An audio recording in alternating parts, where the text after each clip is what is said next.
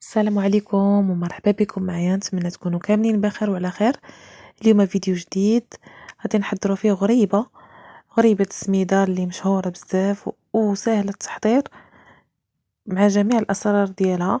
سهلة بزاف ونتمنى أنها تعجبكم. خليكم مع الفيديو. هنحتاجو في المقادير، عندنا كاس ديال الزيت مع رابعة ديال السميدة. المهم السميدة كتبقى على حسب الخليط. عندنا ربعة ديال الكوك اللي يكون ميدم، وكاس ديال السكر سنيده. عندنا معلقه ديال الكوك ديال الكوفيتير، معلقه الكوفيتير، ونكهه ديال الليمون،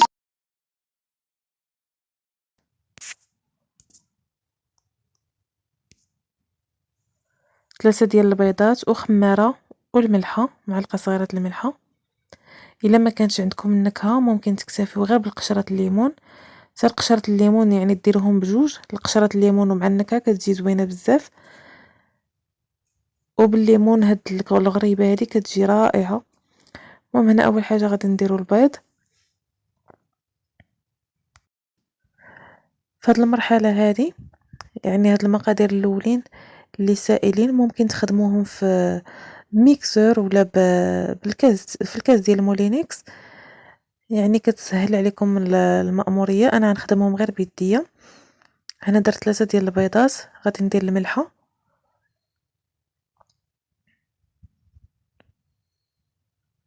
غندير السكر سنيده،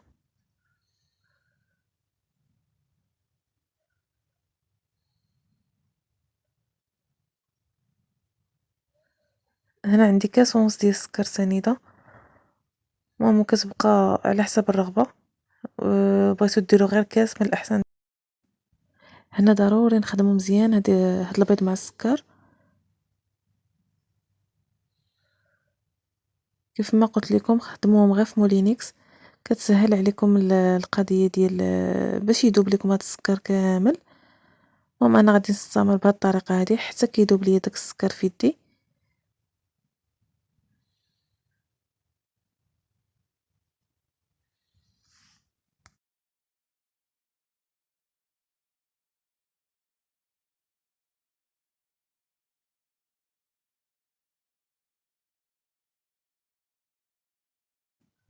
هذا هو الشكل من بعد ما خدمته مزيان.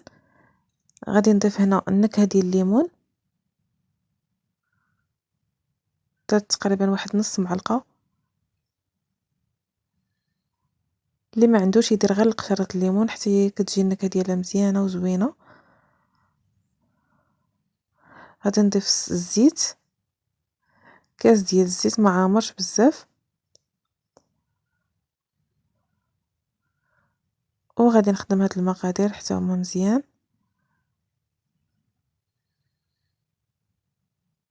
السر في هاد الغريبه هادي انكم تخدموا هاد المقادير الاولين مزيان، يعني من الاحسن تطحنوهم اولا تخدموهم بغير بيديكم، ولكن تخدموهم مزيان يذوب هذاك السكر سنيده والمقادير كاملين يتخلطوا مزيان.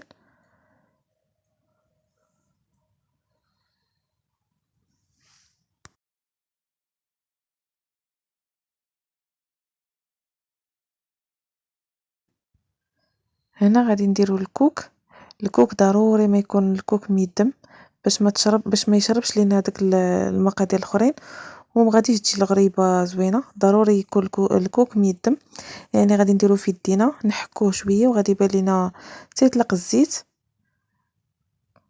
وفاش تمشيو تقداوه قولوا ليهم يعطوكم الكوك ديال يكون ميدم. صافي هنا غادي نضيف الكوك، يعني رابعه ديال الكوك اللي عندنا. غادي نخدموه حتى الكوك يتخدم مزيان. من الاسرار ديال الغريبه ان الكوك يتخدم مزيان، يتعلك يتسدلك في الخدمه ديالو. هنا كان من الاحسن تخدموها في شي قصريه كبيره باش تصلح لكم انكم تخدموها مزيان، يعني تدلكوها. في هذه المرحله هذه كتسلك مزيان، يعني داك الكوك كيخرج داك الزيت ديالو كامله.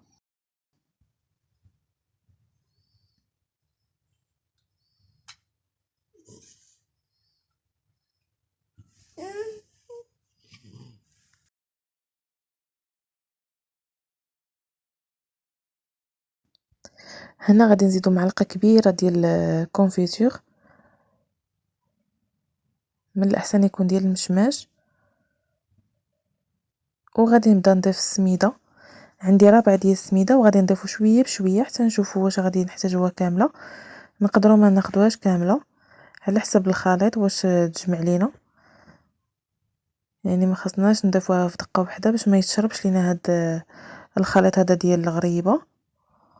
وانا كنضيف بشوية بشوية حتى ندخل هذيك السميدة كاملة في الكوك وفي هذا الخليط هذا.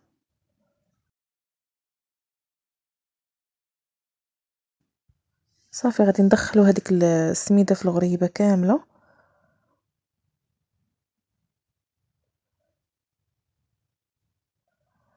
هاد الغريبة كتجي معلكة، ولكن الاسرار ديالها ان خاص ضروري من الكوك يكون ميدم، الا كان الكوك ناشف ما غاديش تصدق ليكم.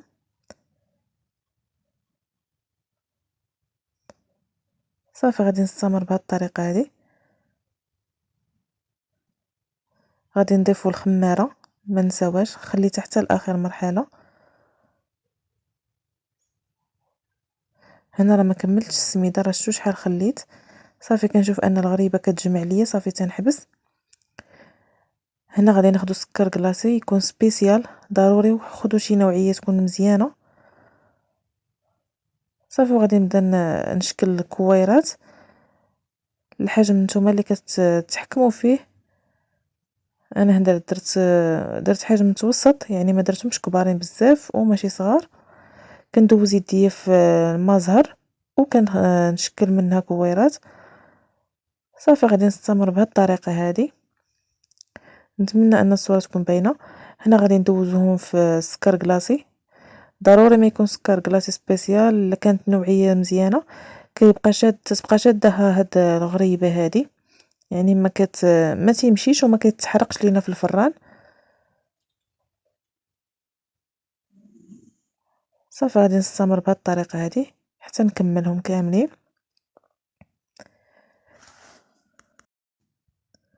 هنا فاش غادي نساليهم كاملين غادي نديرو معلقه اولا الصبع ديالنا، وغادي نبركو عليهم شويه من الوسط. هاد المرحله ما تصورتش ليا، داكشي علاش قلت غنشرحها لكم. غادي نبركو عليهم من الوسط باش نعاون الغريبه تزيد تشقق مزيان. وضروري من الفران يكون سخون، وغادي نشعلو عليها غير من الفوق حتى كتشقق، عاد نزيدو ندخلوها لتحت، يعني عاد نشعلو لتحت، ما نشعلوش عليها من التحت غادي طيب وما غاديش تشقق لينا. ضروري ما نشعلو الفران غير من الفوق. هنا من بعد ما طيبت الغريبه كامله شوفوا كيفاش كتجي مشقه وناجحه 100%. وضروري من واحد الحاجه انكم تفرشوا ليها الورق، لان لما فرشتوش ليها غادي تلصق لكم. انا ضروري سنعطيكم نصائح باش تنجح لكم الوصفه. هاد الغريبه راه ناجحه وسهله، يعني دغيا كتوجد ما كتعطلش بزاف. وردوا ليها البال في الفران ضروري. هذا هو الشكل ديالها النهائي. نتمنى ان الوصفه تعجبكم، ونتمنى انكم تجربوها. وشكرا لكم على المتابعه، وما تنساوش تشتركوا في القناه وديروا لي لايك وتبارطاجيو الفيديو مع الاصدقاء ديالكم. ومرحبا بكم والف مرحبا. مع السلامه الى فيديو اخر ان شاء الله.